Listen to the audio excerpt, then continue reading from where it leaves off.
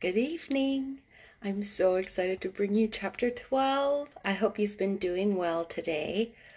I got to get outside on a walk and I took lots of pictures of really pretty flowers, and the whole time I was thinking of Mary and how excited she would be about seeing these flowers. Guess what? I need to clean my glasses. Especially if I'm going to be quickly reading through something. Do you have glasses? I got glasses when I was in 5th grade, I think. I like that they make glasses fun colors now. They didn't really used to make them fun colors when I was young. Okay. Are you ready? I'm ready. Chapter 12. Might I have a bit of earth? Mary ran so fast that she was rather out of breath when she reached her room. Her hair was ruffled on her forehead and her cheeks were bright pink. Her dinner was waiting on the table and Martha was waiting near it. "That's a bit late," she said. "Where has thou been?" "I've seen Dickon," said Mary. "I've seen Dickon." "I knew he'd come," said Martha exultantly. "How dost thou like him?" I think he is beautiful," said Mary in a determined voice. Martha looked rather taken aback, but she looked pleased too. "Well," she said, "he's the best lad as ever born, but us never thought he was handsome. His nose turns up too much." "I like it to turn up," said Mary. "And his eyes are so round," said Martha, a trifle doubtful, "though they're a nice colour." "I like them round," said Mary, "and they are exactly the colour of the sky over the moor." Martha beamed with satisfaction. "Mother says he made 'em that colour with always looking up at the birds and the clouds, and he has got a big mouth, hasn't he now?" "I love his big mouth," said Mary obstinately. "I wish mine were just like it." Martha chuckled delightedly. "It looked rare and funny and a bit in thy face," she said, "but I know it'd be that way when I saw him. How did thou like the seeds and the garden tools?" "How did you know he brought them?" asked Mary. I never thought him not bringing 'em. He'd be sure to bring 'em if he was in Yorkshire. He's such a trusty lad." Mary was afraid she might begin to ask difficult questions, but she did not. She was very much interested in the seeds and the gardening tools, and there was only one moment when Mary was frightened. This was when she began to ask where the flowers were to be planted. "Who did thou ask about it?" she inquired. "I haven't asked anybody yet," said Mary, hesitating. "Well, I wouldn't ask— Oh, I made a mistake. Wrong voice. "Well, I wouldn't ask the head gardener. He's too grand, Mr. Roaches." "I've never seen him," said Mary. "I've only seen under gardeners and Ben Weatherstaff." "If I was you, I'd ask Ben Weatherstaff," advised Martha. "He's not half as bad as he looks for all he's so crabbed. Mr. Craven lets him do what he likes because he was here when Mrs. Craven was alive and used to make her laugh. She liked him. Perhaps he'd find you a corner somewhere out of the way." "If it was out of the way and no one wanted it, no one could mind my having it, could they?" Mary said anxiously. "There wouldn't be no reason," answered Martha. "You wouldn't do no harm." Mary ate her dinner as quickly as she could, and when she rose from the table she was going to run to her room and put on her hat again, but Martha stopped her. "I've got something to tell you," she said. "I thought I'd let you eat your dinner first. Mr. Craven came back this morning, and I think he wants to see you." Mary turned quite pale. "Oh," she said. "Why? Why? He didn't want to see me when I came. I heard Pidger say he didn't." "Well," explained Martha, "Mrs. Medlock says it's because of Mother. She was walking to Thwaite village and she met him. She'd never spoke to him before, but Mrs. Craven had been to her cottage 2 or 3 times. He'd forgot, but Mother hadn't, and she made bold to stop him. I don't know what she said to him about you, but she said something has put him in the mind to see you before he goes away tomorrow." "Oh!" cried Mary. "Is he going away tomorrow? I'm so glad!" "He's going for a long time. He mayn't come back till autumn or winter. He's going to travel to foreign places. He's always doing it." "Oh, I'm so glad, said Mary, thankfully. If he did not come back until winter or even autumn, there would be time to watch the secret garden come alive. Even if he found out then and took it away from her, she would at least have that much. "When do you think he will want to see—" She did not finish her sentence because the door opened and Mrs. Medlock walked in.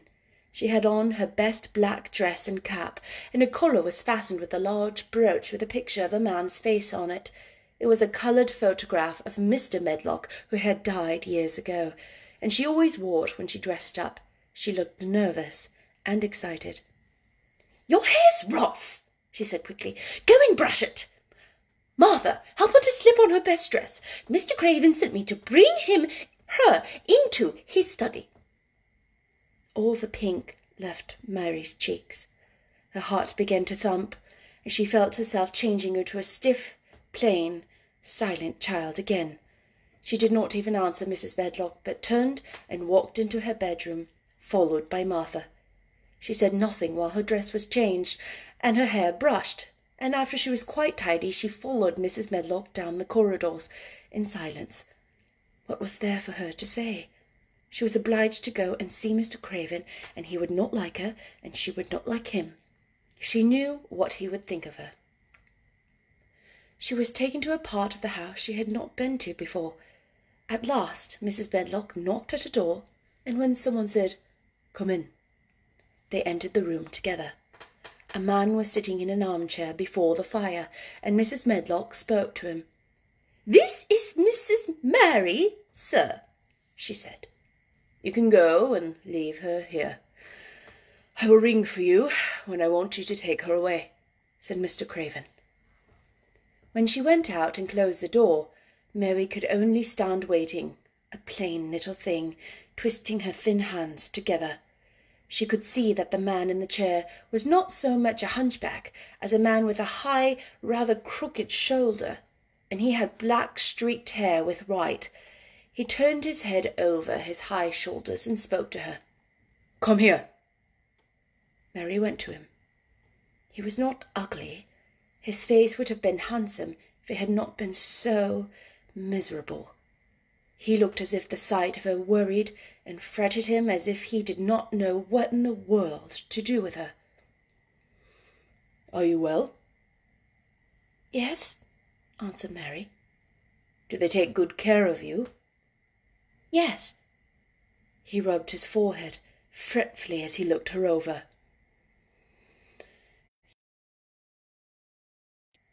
"I'm getting fatter," answered Mary, in what she knew was her stiffest way. What an unhappy face he had! His black eyes seemed as if they scarcely saw her, as if they were seeing something else, and he could hardly keep his thoughts upon her. "I forgot you," he said. "How could I remember you? I intended to send you a governess or a nurse, or someone of that sort. But I forgot." "Please," began Mary. "Please—" and then a lump in her throat choked her. "What do you want to say?" he inquired. I am too big for a nurse," said Mary, "and please don't make me have a governess yet." He rubbed his forehead again and stared at her. "That was what the Sowerby woman said," he muttered absent-mindedly. Then Mary gathered a scrap of courage. Is she Martha's mother?" she stammered. "Yes, I think so," he replied. "She knows about children," said Mary. "She has 12. She knows." He seemed to rouse himself. "What do you want to do?" "I want to play outdoors," Mary answered, hoping that her voice did not tremble. "I never liked it in India. It makes me hungry here, and I'm getting fatter.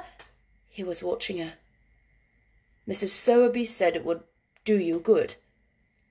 Perhaps it will, he said. She thought you had better get stronger before you had a governess. It makes me feel strong when I play, and the wind comes over the moor, argued Mary. Where do you play? He asked next. Everywhere, gasped Mary. Martha's mother sent me skipping rope. I skip and run, and I look about to see if things are beginning to stick up out of the earth. I don't do any harm. Don't look so frightened, he said in a worried voice. You could not do any harm. A child like you. You may do what you like. Mary put her hand to her throat because she was afraid he might see the excited lump which she felt jump into it. She came a step nearer to him. May I? She asked tremulously. Her anxious little face seemed to worry him more than ever. Don't look so frightened, he exclaimed. Of course you may. I am your guardian, though I am a poor one for any child. I cannot give you time or attention. I am too ill and wretched and distracted.